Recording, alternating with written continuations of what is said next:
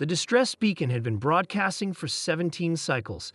17 long, desperate cycles as the atmosphere processors failed one by one and the great domes of Lyrith Station began to crack under the strain of Theta 9's caustic atmosphere.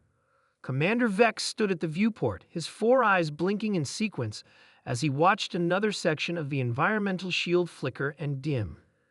The outer colonies had always been vulnerable, but Lyrith Station was supposed to be different, a triumph of Relian engineering, a permanent outpost at the edge of charted space.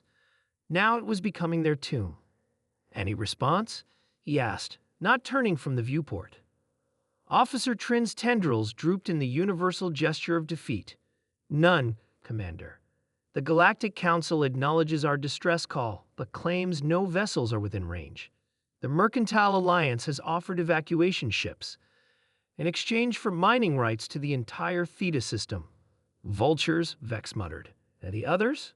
"The Euler Collective's site border restrictions. The Nyx Empire claims technical difficulties.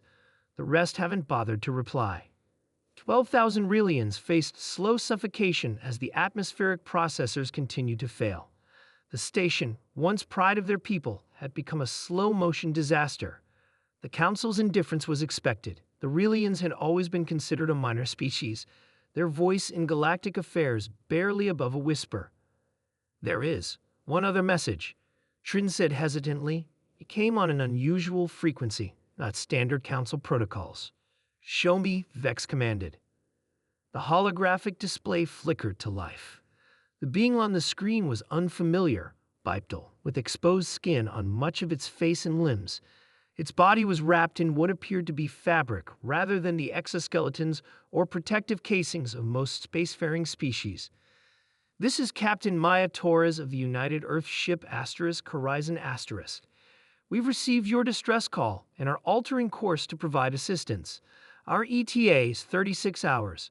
Please transmit any technical specifications that might help us prepare. Horizon *. The bridge fell silent. "Humans," someone finally said, the word carrying a weight of both curiosity and trepidation. Humans were newcomers to the galactic community, barely 2 centuries into space travel beyond their solar system. Most species regarded them with a mixture of fascination and wariness. They reproduced quickly, adapted to nearly any environment, and demonstrated an alarming propensity for technological innovation. The Council had limited their expansion with carefully crafted treaties and regulations. "They're not even members of the Council," Trin observed. "They have no obligation to help us." "Perhaps that's exactly why they're coming," Vex replied. The Horizon * arrived in 32 hours, faster than promised. It was smaller than Vex had expected. A sleek vessel that looked more like a predator than a rescue ship. When the first shuttle docked at Lyrith's failing airlock, Vex was there to meet it. Captain Torres was shorter in person than she had appeared in the transmission, but carried herself with a quiet confidence that immediately commanded respect. She was accompanied by 5 other humans, each carrying equipment Vex couldn't identify. "Commander Vex, Maya Torres. We came as quickly as we could." She extended a hand in what Vex recognized as a human greeting gesture. He hesitantly pressed his upper appendage against hers. "Captain, I must express both gratitude and confusion. Your species has no ties to ours, no treaties, no obligations."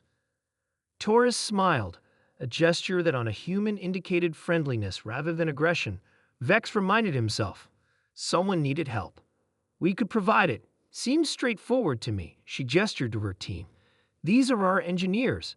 They need to see your atmospheric processors immediately. The humans worked tirelessly. They didn't complain about the thinning air or the rising temperature as more systems failed. They'd rigged temporary fixes, cannibalizing parts from their own shuttle to keep Lyrith's critical systems online. It won't last forever. Torres explained as they watched her crew install a modified oxygen reclamation system. But it should buy us enough time. Time for what? Vex asked. For the rest of our fleet to arrive. The council representatives arrived 2 days later, just after the 3rd human vessel entered the system. The council ship maintained a careful distance from Lyrith Station, transmitting formal diplomatic protocols rather than docking. Commander Vex, The counselor's hologram flickered with static. We are pleased to see that your situation has stabilized. However, we must express concern about the unauthorized human presence in restricted space. Vex's inner eyelids narrowed. The humans came to our aid when the council would not. They have saved thousands of lives while you debated protocols. Yes, commendable, but... No, Vex interrupted, surprising even himself. There is no but. When no other species answered, humans came to our aid. They asked for nothing in return. They risked their lives for strangers. The counselor's expression soured. Commander, you must understand the diplomatic complications. The humans are using this opportunity to do what the council should have done, Captain Tortoise said, stepping into view of the transmission, to uphold the principles you claim to represent. The counselor's image flickered as he composed himself. Captain Tortoise, your intervention, while appreciated by the Rillians, constitutes a violation of Treaty Section 47B restricting human expansion beyond. We're not expanding, Torres cut in. We're helping. There's a difference. But if you prefer we leave and let these people die, you can explain that decision to the 17 news outlets currently en route to document this rescue operation. The counselor fell silent. Torres continued, or you could join us, send ships. Show the galaxy what cooperation really looks like. 3 weeks later, Lyrith Station was fully operational again. The atmospheric processors had been replaced with newer models, a joint development project between humans and Rillians, according to the official council press release. 6 other species had contributed to the rescue effort, once the humans had shown the way. Commander Vex watched as Captain Torres prepared to return to her ship. The Horizon Asterisk would be the last human vessel to leave. Your people have taught us something important, Vex said, about what it means to be part of a galactic community. Torres smiled. We're still learning ourselves, but where we come from, you don't ignore a cry for help. The council says you're dangerous, Vex remarked. Unpredictable, that your species expands too quickly, innovates too rapidly. They're probably right, Torres replied with a shrug. But today, those were the exact qualities you needed. As the humans departed, Vex knew the galaxy had changed. The Rillians would never again be silent in council chambers, and humanity, despite all efforts to contain them, had just secured their place among the stars, not through force or cunning, but through a simple, profound act of compassion when no one else would answer the call.